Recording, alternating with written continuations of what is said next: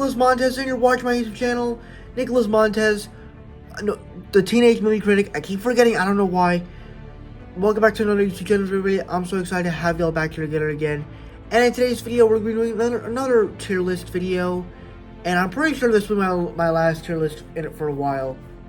Where we'll basically we'll be doing a tier list for all of the DCEU films because of Shazam, Fury of the Gods. So let's go ahead and get started ranking and doing a tier list on all these DC films. Alright, so you already know how the tier lists work with A, B, C, D, F down to the worst, and they're all in release order. So we're going to start off with Man of Steel, the one that kicked off this universe with the origin story of Superman, Henry Cavill's first film in the franchise. And I think overall it's a good movie. I'm going to put it in B tier. It starts out pretty good. I think Henry Cavill is great as Superman. The origin story of it is great. And not going to lie, even though I'm nervous for Superman Legacy because James Gunn is directing it, I am still kind of excited because the premise of it excites me a little bit. Also, General Zod is a great villain. The Superman action is great, so there's some enjoyment to be had with this film, but it's not a great film overall. But it is still very good. Then we got Batman vs Superman, Dawn of Justice. A very pivotal film, but also a very enjoyable film at the same time. I still enjoyed it. You know, I mean, this probably is the film that has the best cinematic Batman action sequence with the warehouse fight scene. I mean, I can't think of any other Batman fight scene that has been better since that film. Maybe even the scene where Batman enters in the Batman film from 2022. So that was great. The Batman vs Superman action was also great. The action with Doomsday at the end was cool. But that's kind of what makes the film cool, is that it's just action. The action is cool. The story itself it tries to be a setup for Justice League. It tries to be a sequel to Man of Steel, and it just does not work with a lot of that stuff. So it has some enjoyment to be had still, so it's not awful, but it's still going in D tier though, because it's almost terrible. Then we got the Suicide Squad, easily in F tier. They really messed up on this one, where they gave Joker. First off, they introduced Joker into this film, and they gave him a grill. They gave him tattoos and stuff, and that was just not what the character should have been. Granted, the characters, Will Smith as Deadshot, Margot Robbie as Harley Quinn was great. Perfect casting, one of the best castings in the DCEU. And then, of course, some of the action sequences I thought were pretty cool. Diablo, Katana were also pretty cool characters. Killer Croc was also a cool character. I wish that some of these characters could have returned in the Suicide Squad film directed by James Gunn. But if we get a Suicide Squad 3, maybe we could get that. I'm not sure, but that would be fun. Then we get Wonder Woman from 2017. I thought this was actually a really good film where you actually get the first great superhero woman-led film, and I think it's just great. It nails the action, it nails the inspiring story, and even it really does that through the No Man's Land sequence, which I really loved. And then, of course, Chris Pine as Steve Trevor was also great. And the villains were kind of weak. The third act was kind of weak as well.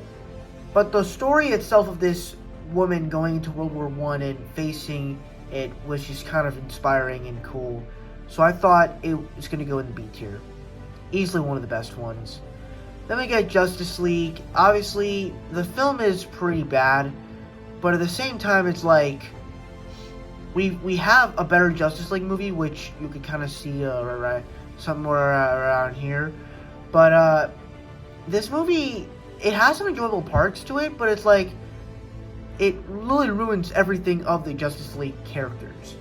It literally makes Flash feel like a dumb character because he pushes a truck and then Superman lifts an entire building, and it just makes him look so weak and unpowerful. So I'm gonna put it in the F tier, unfortunately. just because it really ruins a lot of stuff, but it's still enjoyable though. Then we get Aquaman, and I would say of all the films in this list, this is actually the funnest of all of them. And for that reason, I'm going to put it in the C tier. I just have a lot of fun with it, from the action sequences to Jason Momoa's performance, to Amber Heard's performance, which at the time, I did like her. After everything that's happened with her and Johnny Depp, not so sure anymore. But the film itself presented something cool. You know, all the action sequences were really great. Black Manta and Ocean Master were great villains. I can't wait to see them in Aquaman 2. Overall, it was a fun and enjoyable film, but it's not the best film out there for DC. Then we got Shazam, a film that I actually think is one of their better films, and you're actually going to go in the B tier because I think it's that good of a film. The first Shazam is definitely a good film.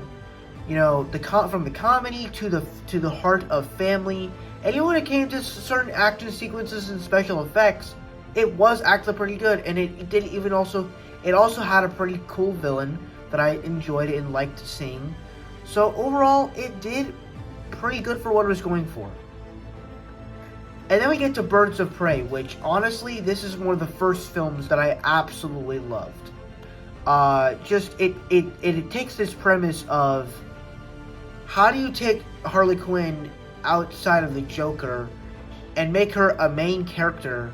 And I thought they handled that so well. Yeah, they include the characters of Birds of Prey in it, but they handle it so well, from the action that they took it from the John Wick crew and did it with all this amazing choreography, and even introduced some really great characters and told a story that I thought was very well done, that didn't feel like the universe needed to end, that felt like a universe-threatening bomb. It was street level, and it worked. It worked for what it was going for, and that was what made it so great, is that it was a personal story to our characters, even though it wasn't big and massive to the rest of the universe or the world. Then we get to Wonder Woman 1984, and this film is actually good. It's not great, but it's good. I look back on it and I'm like, you know, the ideas that they had in this film, it's pretty clever. And so the action in this film is actually pretty good too. But when you think about it, they're not really fighting actual bad guys, they're just fighting people that are mind controlled. So it takes a little bit out, it takes you a little bit out of it. But at the same time, I still have a pretty good time with this movie. So you're still gonna go into C tier though. You're still gonna go into C tier. And then we get Zack Snyder's Justice League, which was a film that I purposely really appreciated. At first I was like, okay, why are they making this movie? Because it just looks like the original film except black and white. But then I saw the movie, and I was so blown away of how they did it. Of course, it's the same exact story. Steppenwolf is still the main villain. But what made it so great is that they added depth to the characters. They added arcs to the characters. And when everything was going on, everything mattered of what was happening. And I think my two favorite characters of the entire film were the Flash and the Cyborg. Pretty much, especially Cyborg in particular, where you have him on this arc of being this man who gets injured in a football game, and he turns and to heal himself, his father turns him into a cyborg and turns him into this monster. And so when his father gets killed by Steppenwolf, he has to rise up and become that hero that he's meant to be, and not be that monster. And then you get the Flash, and he gets one of the best moments of the entire film, where he takes a step and he rewinds time, which I guess you could say that kind of causes the events of the Flash film coming out. Though I'm pretty sure it's two different things. And then even when it gets to the action and taking down Steppenwolf, and even the Steppenwolf character itself, which by the way is not a top tier villain still, but you still kind of care for him a little bit. Overall, I thought this film was great. It still has some issues of the original Justice League film, but I thought it handled this same story very great. So you're easily going in that top tier category. I love Zack Snyder's Justice League. And then we got the Suicide Squad, which this is where it's going to get a little bit in unpopular opinion here. Easily for me, I did not I had a hard time sitting through this film because, on the positives, the characters that they introduced in this film, from Bloodstone to Peacemaker to Ratcatcher 2 to King Shark, all Polka Dot Man, all those characters were great. They were great additions to the franchise. And even then, also the action sequences were also great. They had a very James Gunny style to it, especially when James Gunn let this film go full rated R. And so overall, all the action, it's fun. It was also pretty funny, and it also is the most, besides Guardians of the Galaxy, this is the most James Gunny feel film of them all, as you kind of just let his style fall out throughout the entire thing. And it's even established, especially when you go into the Harley Quinn fight scene, where she's fighting all those guys, and instead of blood coming out, you have all the feathers coming out, and again, they just did it in such a unique way in that scene. However, when it gets to, the first character, there's a lot of character deaths in the film. The first character they technically kind of kill off is Weasel. Technically comes back in the end of the movie, but he's the first character to get killed off. And that just shows you how weak he is. And then Harley Quinn blows up something, and then the rest of the other Suicide Squad members get killed. Especially Michael Rooker's character, who literally runs away from the fight. And then throughout the other film, you have Rick Flag's sacrifice and all the other characters' sacrifices. But at the same time, it's just didn't feel right. And then even then, when you get to the third act, when the starfish take over the humans and the civilians, Bloodsport's killing them. He's stabbing them, he's slicing them up, and I'm like, bro, they're civilians. I understand they're mind controlled, but you can't kill them. You can't kill them like they're humans. You can't do that. So, I'm going to put this in the C tier. I still really enjoy it. There's a lot of great moments in the film, but I can't put it top tier. I can't put it any higher. It's going to go there. Alright, so we got two films left with Black Adam and Shazam 2. Black Adam is a somewhat good movie, The Rock as a superhero, pretty good. And the Justice Society of America was pretty awesome. Dr. Fate and Black Hawk were easily the best characters of that film, and all the action sequences were great. This was an enjoyable film, but it's also just a generic superhero film, so I'll still put it in the C tier because I enjoyed it for what it was. And then we get to Shazam! Fury of the Gods, which also is very controversial for me because I wanted to like this movie, and I did. It is pretty funny. There's a lot of cool action sequences. The opening scene where you get the super family saving the people on the bridge. That's an awesome scene. Where it loses me is when they decide to basically just leave the family out, let Billy do his own thing, and basically just waste two end credit scenes and not give the family the powers back.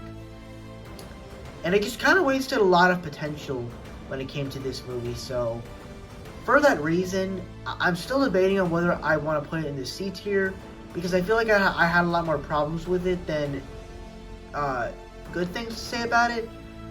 But I'm not quite sure right now. I'm probably gonna have to put it in the D tier, unfortunately. I still liked it. It was still an enjoyable film, but I had a lot of issues with it. So unfortunately, it's going to go in the D tier. And that is my tier list for all of the DCEU films. Thank you guys so much for watching. I really hope you enjoyed. Don't forget to like, comment, and subscribe. All my social media stuff is in the about section over there. And I'll see you guys in the next video. Bye-bye.